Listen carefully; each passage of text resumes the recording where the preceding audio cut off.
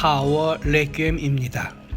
손자병법에 이르기를 가능한 전쟁은 피하라 했습니다. 하지만 그럴 수 없다면 전쟁을 시작하기 전에 명심해야 할 5가지 항목이 있다고 했습니다. 이른바 도천지장법입니다.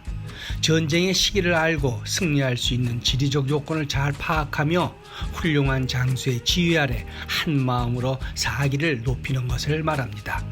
그 중에서도 특히 죽어도 같이 죽고 살아도 같이 살겠다는 진정한 리더의 모습은 무엇보다 참다운 면모라 할 수 있겠습니다. 1965년 11월 미국은 베트남과의 전면전을 펼치기에 앞서 베트남의 지형을 파악하기 위한 시험전에 한국전쟁 참전 경험이 있는 할 무어 중령을 공수부대 대대장으로 임명하고 파견했습니다.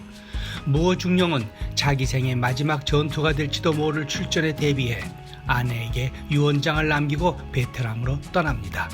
395명의 전투 경험이 전혀 없는 어린 부하들을 이끈 헬기 고공 침투로 3일간의 치열한 전투가 시작됩니다. 하지만 이 지역을 점령한 월맹군은 모두 정예 요원으로 그 수가 아군보다 5배나 많다는 것을 선발대가 모두 희생당한 뒤에야 알게 됩니다. 오직 헬기를 통해서만 들어갈 수 있는 험준한 협곡에서 포위된 채 하나씩 둘씩 병사들의 목숨을 잃어가고 폐색은 짙어집니다. 이곳은 바로 10년 전 프랑스 군인들이 몰살당했던 지역으로 일명 죽음의 협곡이라 불리는 악명 높은 이아드랑 계곡이었습니다.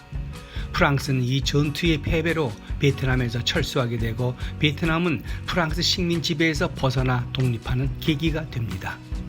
막강한 화력으로 무장한 월맹군이 공포에 빠진 미군들을 향해 포위망을 좁혀 들어가자 본부에선 작전의 실패를 인정하고 무어중령의 복귀 명령을 내립니다. 그러나 부하들을 남겨두고 홀로 전장을 등질 수 없는 그는 최후의 수단으로 브로큰 에로우를 외칩니다. 브로큰 에로우는 아군의 진지나 거점이 적에게 완전히 포위당해 온전히 빠져나갈 수 없는 처지 등으로 괴멸당할 위협에 처해 있는 상황을 이르는 말입니다. 아군의 생사에 상관없이 무차별 폭격을 퍼붓는 가장 최후의 선택으로 양쪽이 모두 패배하고 해를 입는 말하자면 양패구상을 의미하기도 합니다.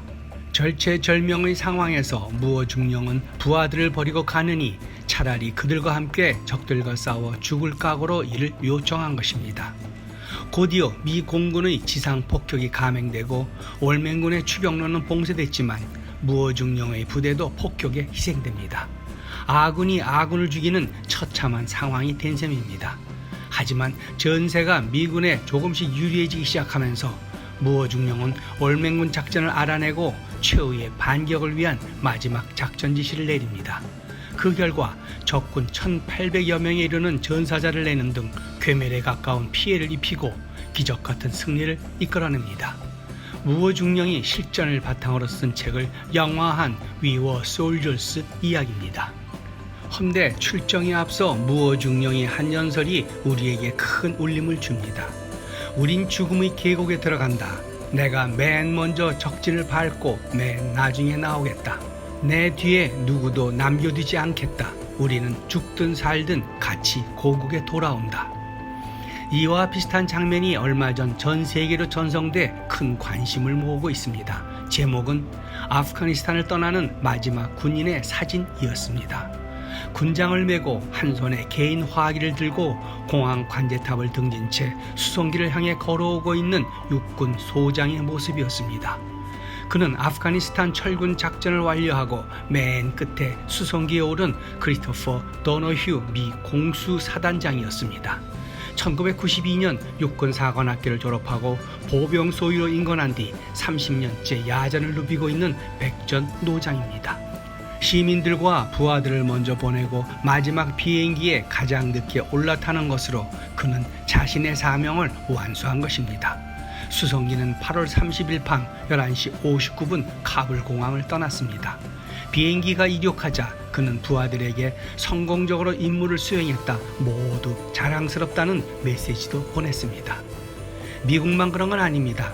1988년 아프가니스탄 주둔 옛 소련군이 철수할 때도 맨 마지막에 아무다리아 강에 놓인 우정의 다리를 건넌 보리스 고로모프 상장 역시 내 뒤에 단 한 명의 소련 병사도 남아있지 않다고 했습니다.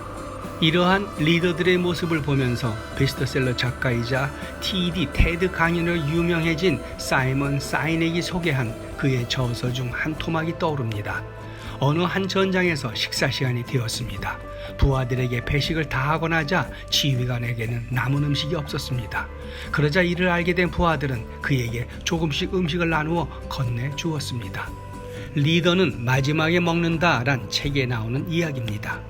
그는 이 책을 집필하기 위해 미 해병대 퇴역 장군 조지 플린과 인터뷰하면서 미 해병대가 어떻게 특별한 성과를 올리는 세계 최고의 부대가 될 수 있는가라고 묻자 플린 장군은 주저없이 장료는 마지막에 먹기 때문이라고 대답했다고 합니다.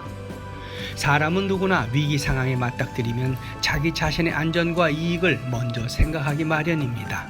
하지만 리더는 이런 생존 본능마저 억제하고 조직과 구성원들을 우선시할 줄 알아야 한다는 얘기입니다.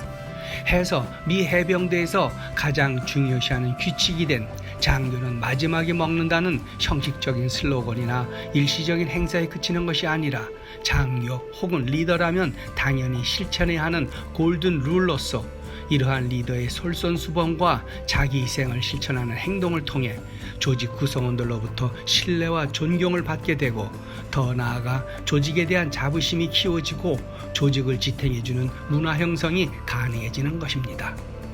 생사를 넘나드는 전장터에서는 더더욱 그럴 것입니다. 자신보다 부하의 생명을 먼저 돌보고 책임지는 지휘관의 몸을 사리지 않는 희생적 헌신, 그것을 의무이자 명예로 아는 군 정신과 전통이 무엇보다도 가장 큰 전투력일 것입니다. 하지만 이러한 리더들의 품격이 어찌 군에만 국한되는 것이겠습니까? 오늘의 영상은 여기까지입니다. 고맙습니다.